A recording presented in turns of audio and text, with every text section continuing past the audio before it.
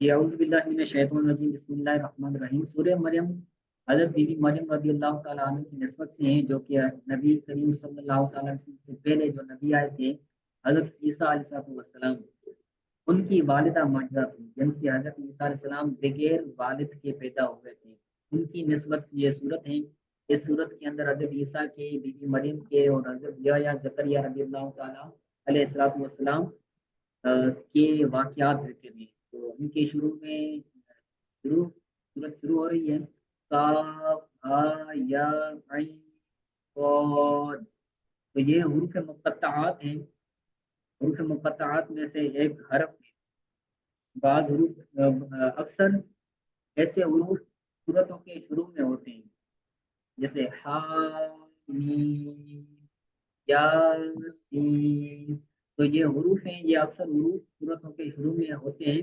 ان کی معنی ان کی مراد اللہ تعالیٰ کے سوا کسی کو بھی معلوم نہیں ہے ٹھیک ہے یہی آناف کا موقف ہے تو آگے فرماتے ہیں اللہ عالم بمرادہ بذالک اللہ تعالیٰ زیادہ جاننے والا ہے اپنی مراد کو اس سے لفظی ترجمہ ہے اللہ تعالیٰ زیادہ جاننے والا ہے اپنی مراد کو اس سے یا پھر اللہ تعالیٰ اس سے اپنی مراد کو زیادہ جاننے والا ہے کہ کاف ہا یا عین صاد یا اسی طرح جو دوسرے حروف مقطعات ہیں ان کی کیا معنی ہے اس کا کیا مطلب ہے اس کی مراد کو اپنی مراد کو اللہ تعالیٰ اس سے خود جاننے والا ہے زیادہ جاننے والا ہے ٹھیک ہے اس کے بعد سورت کے الفاظ ہوا بھی ہے جسم میں ایک ایک دانا ہے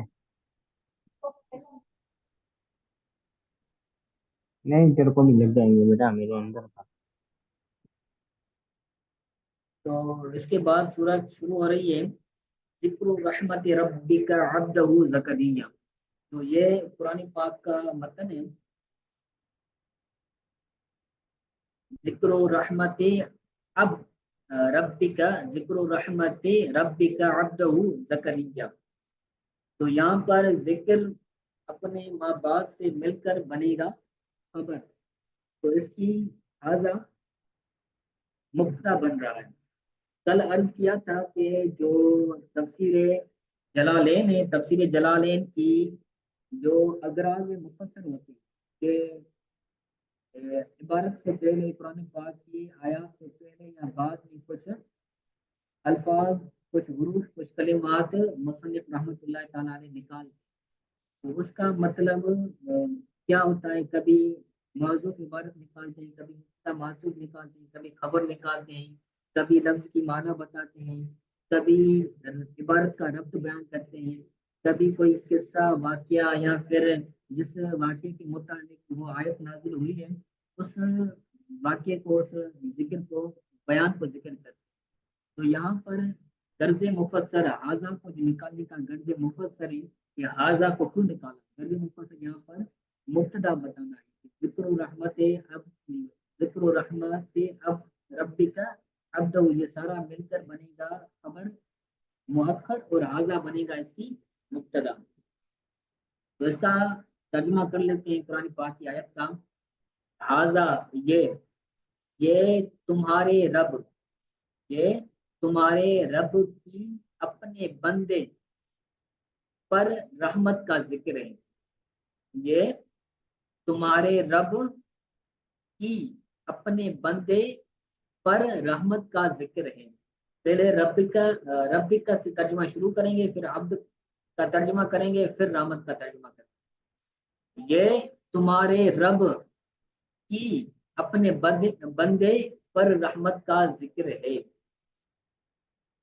صحیح ہے رحمت یہاں پر مصدر بن رہا ہے تو رحمت جو ہوتا ہے وہ مصدر بن رہا ہے اور جو مصدر ہوتا ہے وہ شبہ فعل کے حکم میں ہوتا ہے جس طرح شبہ فعل کا مطلب یہ ہے کہ جس طرح فعل کا فاعل آتا ہے جس طرح فعل کا مفعول آتا ہے اسی طرح جو مصدر ہے اس مصدر کا بھی کیا آتا ہے فاعل بھی آتا ہے مصدر کا مفعول بھی آتا ہے تو یہاں پر مصدر رحمت مصدر ہے اور اس کا جو مفعول ہے وہ عبد اس لیے عبد کو ہم کیا پڑھ رہے ہیں منصوب پڑھ رہے ہیں इसी तरह अब्दा को हम मंसूब पढ़ रहे हैं, मकतूब पढ़ रहे हैं। ठीक है, क्यों पढ़ रहे हैं? क्योंकि ये लफ्ज रहमत जो कि मस्दर है, इस मस्दर का क्या है?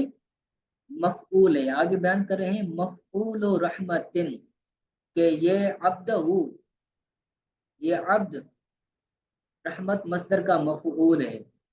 फिर आगे कुरान पाक का जो ब्रैकेट के अंदर लफ्ज है जकरिया, ये कुरान पाक का लफ्ज है जकरिया, तो ये अब्दहू का बयान है। तवाबे की हमने 5 आपने किस्म पढ़ी होंगी। अतफ भी होता है, अतफ बयान भी होता है, सिफत भी होता है। इसी तरह दो किस्म भी है, मातूफ अतफ बयान भी होता है। तो यहाँ पर जो बयान किया गया है बदल मुबदल नहीं भी होता है, तो यहाँ पर अतफ बयान है। जकरिया अतफ बयान है और ये मुबय्यन है। अब्दहू मुबय्यन है और जकरिया उसका बयान है। सही है। तो इसका मिलाकर अगर तर्जुमा करें, आगे बयान किया बयानुन लहू, तो ये अब्दहू का बयान है। तो यहाँ से बयान किया कि ये तुम्हारे रब की अपने बंदे जकरिया पर रहमत का जिक्र है। जब अब्द का तलफ़ुज़ करेंगे, अब्द का तर्जुमा करेंगे, तो उसके साथ उसका जो मुबय्यन है, जो उसका बयान है, जो उसको बयान कर रहा है, अब्दहू को कौन बयान कर रहा है? जकरिया। ठीक है, तो ये उसका मुबय्यन बना। तो ये तुम्हारे रब की अपने बंदे जकरिया पर रहमत का जिक्र है। उसके बाद है इज नादा रब्बहू निदाअन खफिया, ये कुरान पाक का तर्जुमा है। इज नादा रब्बहू निदाअन खफिया, ये कुरान पाक का मतन है, तफसीर का मतन कुरान पाक है, कि जब उस जकरिया ने अपने रब को पोशीदा निदा की, जब हजरत जकरिया ने अपने रब को पोशीदा निदा की। ठीक है, तो इस मुतालिक बन रहा है रहमत के साथ, कि इसका ताल्लुक रहमत के साथ है, कि रहमत का जिक्र। तो यहाँ पर ये सवाल बन रहा था कि ये तुम्हारे रब की रहमत का जिक्र है, तो रहमत कौन सी? तो जो रहमत खुदा ने हजरत जकरिया पर की, तो आगे वो बयान हो रहा है कि जिस तरह अल्लाह ताला ने रहमत अपने बंदे जकरिया पर फरमाई, उस रहमत का जिक्र है। तो ये इज़्न तालील के लिए, इल्लत के लिए आता है कि वो रहमत कौन सी है, जो रहमत अल्लाह ताला ने हजरत जकरिया पर फरमाई। तो ये इज़्न मुतालिक होगा रहमत के साथ, जो रहमत मस्दर बन रहा था। नादा रब्बहू निदाअन खफिया, नादा फेल है, वाहिद मुज़क्कर गायब, और रब ये इसका मफूल बन रहा है, और हु जमीर इसका मुदाफिल है, मुदाफ मुदाफिल मिलकर ये बनेगा इसका मफूल बिही। निदाअन ये मफूल मुतलक है।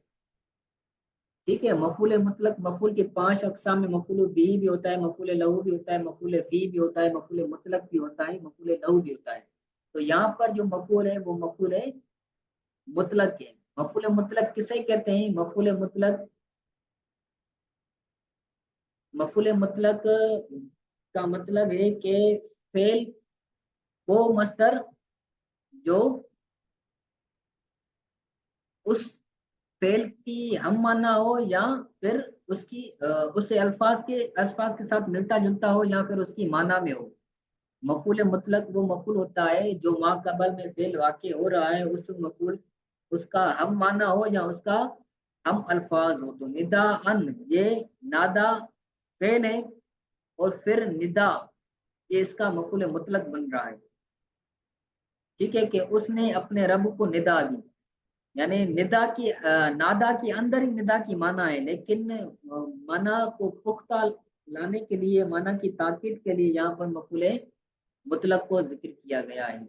आगे ये तफसीर जलालैन की इबारत है मुश्तमिलन अला दुआइन, मुश्तमिलन अला दुआइन, ये निदा की सिफत बयान कर रहे हैं कि ऐसी निदा जो दुआ पर मुश्तमिल थी। निदा की कई अकसाम होती है, کوئی ندا پکارنے کے لیے بھی ہوتی ہے، کوئی ندا کوئی اور چیز کے لیے بھی ہوتی ہے. تو یہاں پر جو ندا مراد ہے وہ ندا دعا کے لیے تھی کہ حضرت زکریا علیہ السلام نے اپنے رب سے دعا کی. خفین ندا کی دوسری صفت ہے، ٹھیک ہے، پوشیدہ. حضرت زکریا نے اپنے رب سے پوشیدہ ندا کی. اس نے اپنے رب سے، جب اس نے اپنے رب سے پوشیدہ، خفین یعنی پوشیدہ ندا کی. سرن اس کی معنی بتائیں. جوف اللیل لأنه اسرع للإجابت. خفین کی معنی بتائیں کہ خفین کا مطلب ہے سرن یعنی پوشیدہ ندا کی. کب ندا کی؟ جوف اللیل، یہاں پر یہ مفعول فی بن رہا ہے. مفعول فی ظرف بنتا ہے تو یہ ظرف زمان بن رہا ہے، ٹھیک ہے. تو حضرت زکریا نے اپنے رب سے ندا کی. جو ندا دعا پر مشتمل تھی وہ ندا خفی یعنی پوشیدہ تھی. اس وقت کی رات کے درمیان میں. جو اجوف آپ نے الفاظ سنے ہوں گے، تو جوف کا مطلب ہے درمیانہ حصہ. تو حضرت زکریا علیہ السلام نے رات کے درمیانے حصے کے اندر ندا کی تھی. لِأَنَّهُ أَسْرَعُ لِلْإِجَابَةِ، کیونکہ رات کے وقت ندا کرنا، رات کے درمیان میں ندا کرنا، انه اسرع للإجابة، دعا کے مقبول ہونے کو کے زیادہ قریب ہے، کیونکہ یہ زیادہ دعا اس وقت قبول ہوتی ہے. اس لیے حضرت زکریا علیہ السلام نے اس وقت دعا کی تھی. ٹھیک ہے، سمجھ آ رہا ہے؟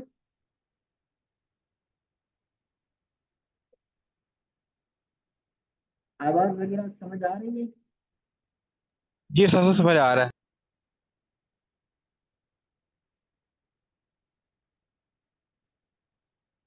تو ایک مرتبہ اور میں اس کو ریپیٹ کر دیتا ہوں.